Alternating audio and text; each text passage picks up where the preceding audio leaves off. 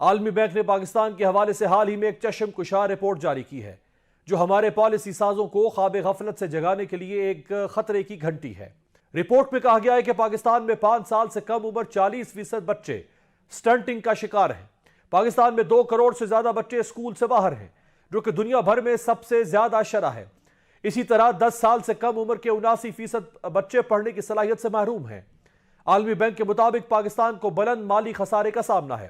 دیکھیے اس سال کے بجٹ میں 9,500 تقریباً 9,400 کا ٹیکس کا ہدف رکھا گیا، اس میں سے تقریباً 60% صوبوں میں بڑھ جاتا۔ صوبوں میں بانٹنے کے بعد وفاق کے پاس بچتا ہے 4,000 ارب۔ 4,000 آپ کی جیب میں ہے، 8,500 کا آپ نے سود دینا ہے۔ جیب میں 4,000 ہے، سود آپ نے دینا ہے 8,500 کا۔ 1,800 کا بھی ڈیفنس کا بجٹ بھی دینا ہے، دفاعی بجٹ دینا ہے۔ 950 ارب کی آپ کی ترقیاتی بجٹ ہے، 800-900 ارب کے آپ کی پینشن، جیب خالی ہے۔ معیشت کے حالات اس وقت بھی تشویشناک ہیں، پہلے بھی تشویشناک تھے اور آگے بھی تشویشناک ہی رہیں گے۔ جن ملکوں نے ترقی کی ہے، ایسٹ ایشیا، انڈیا، چائنا، کیا ان کی رپورٹس جو تھیں وہ کہیں اور سے آ رہی تھیں کہ منموہن سنگھ نے 1991 میں طے کیا کہ میں ایک ڈاکیومنٹ لکھوں گا جو اس کی فائنانس منسٹر کی کلیدی سپیچ تھی، جس میں انڈیا کی ٹرانسفارمیشن کا نقشہ کھینچا گیا، اس کو عملی جامہ پہنایا مونٹیک ایس الووالیہ نے۔ انہوں نے ایک ڈاکیومنٹ لکھا کیونکہ وہ سرکار میں بالکل انگرینڈ تھے، بیٹھے ہوئے تھے، ایک سینئر بیوروکریسی کی پوزیشن پہ تھے۔ اس کا نام تھا ایم ڈاکیومنٹ، جو آپریشنل ڈاکیومنٹ تھا جو امپلیمنٹ کیا گیا۔ اسی طرح آپ کہتے ہیں کہ ساؤتھ کوریا آپ کا پلان لے گیا، چلیں وہ آپ کا پلان تو شاید لے گیا ہوگا، بٹ جو جنرل پارک تھے انہوں نے بڑی کلیئرلی کہا کہ ایدر ایکسپورٹ اور آئی ول ٹیک یو اوور، یہاں تک کی انہوں نے بات کی۔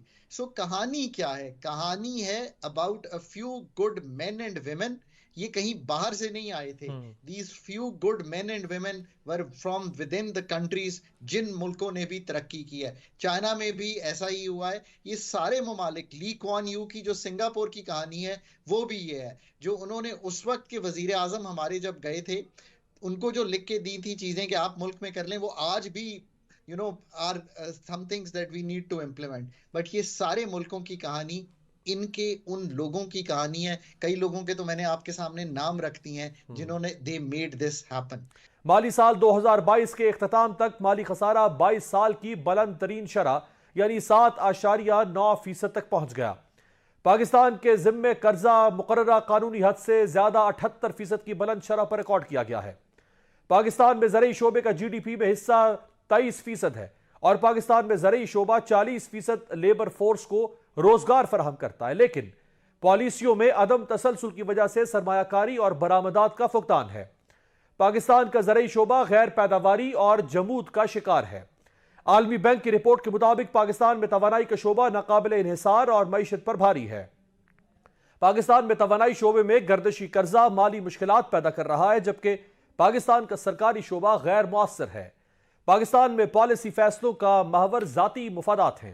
بالکل ٹھیک ہے احتشام صاحب، مجھے ایک چیز میں ابہام نظر آتا ہے کہ ورلڈ بینک ایک طرف کہہ رہا ہے کہ آپ غریب آدمی پہ زیادہ ٹیکس لگا رہے ہیں اور امیر آدمی سے نہیں لے رہے، تو اس کو بیلنس کریں۔ دوسری طرف کہہ رہے ہیں کہ گھریلو استعمال کی اشیاء پہ ٹیکس لگائیں، جیسے خوردنی تیل اور دالیں اور گوشت سے بنی ہوئی چیزیں، تو اس کا امپیکٹ تو الٹیمیٹلی غریب آدمی پہ آئے گا۔ یعنی اگین ریلیف دینے کے بجائے یہ تو غریب آدمی کو دوبارہ سے لوٹنے کی بات ہو رہی ہے۔ ہمیں ریلیف کہاں ہے؟ دیکھیں IMF ورلڈ بینک ایک ہی پاکستان کا پروگرام ہے، بے نظیر انکم سپورٹ پروگرام، جس کو پوری دنیا میں ورلڈ بینک جو ہے نا وہ لے کے گیا، افریقہ کے اور ایشیا کچھ ممالک میں انٹروڈیوس کروایا گیا۔ آج بھی 1,40,00,000 کے قریب لوگ اس سے مستفید ہو رہے ہیں۔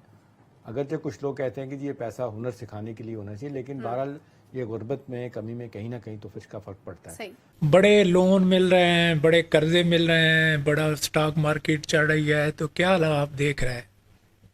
نہیں، جو سرمایہ کاری کے متعلق خبریں آ رہی ہیں، میں ابھی ٹی وی پہ سن رہا تھا، جو گورنر سندھ ہیں انہوں نے یہ کہا کہ صاحب اگلے چند مہینے میں $100 بلین کی سرمایہ کاری آئے گی اور ڈالر جو ہے وہ $200 سے نیچے آ جائے گا۔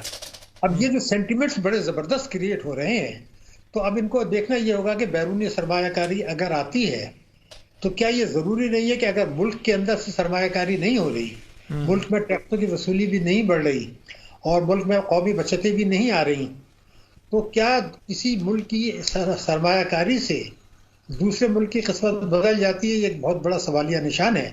अब तक जो हम यही समझे हैं कि सीपैक में 25 अरब डॉलर आए, तो और ये कहा गया था कि 2% ग्रोथ हमारी बढ़ जाएगी, तो पिछले साल तो 0.3 थी या मनफी थी, इस साल शायद टोटल 2% होगी। तो अब ये भी देखना है कि ये सही आती है कि नहीं आती, और अगर आती है तो उसकी टर्म्स एंड कंडीशंस क्या हैं, क्योंकि IMF ने एक बड़ा अजीब सा जुमला कह दिया है कि जी ये जो बैरूनी सरमायाकारी आ रही है इसकी शफाफियत पर और दूसरी चीजों पर हमें तहफ़्फ़ुज़ात हैं। बैंक ने अपनी रिपोर्ट में पाकिस्तान को दरपेश 6 बड़े मसाइल की निशानदही की है, लेकिन इस रिपोर्ट की फाइंडिंग्स इंतहाई तशवीशनाक है।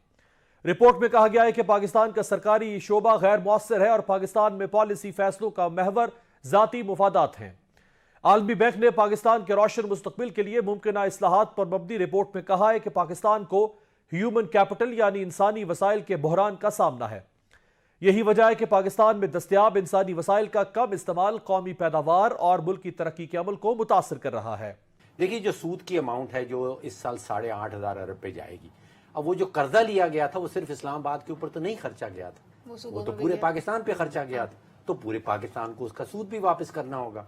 अब जो दिफा का बजट है 1800 अरब का, अब वो सिर्फ इस्लामाबाद का दिफा तो नहीं होता, दिफा तो पूरे पाकिस्तान का होता है। तो अगर पूरे पाकिस्तान का हो रहा है तो दिफा का बजट और सूद का बजट जो है ये सूबों को इसमें अपना हिस्सा डालना चाहिए। तो लॉजिकल मामला है। तो वर्ल्ड बैंक कहे या ना कहे, फिफा का कारोबार NFC अवार्ड के होते हुए नहीं चल सकता।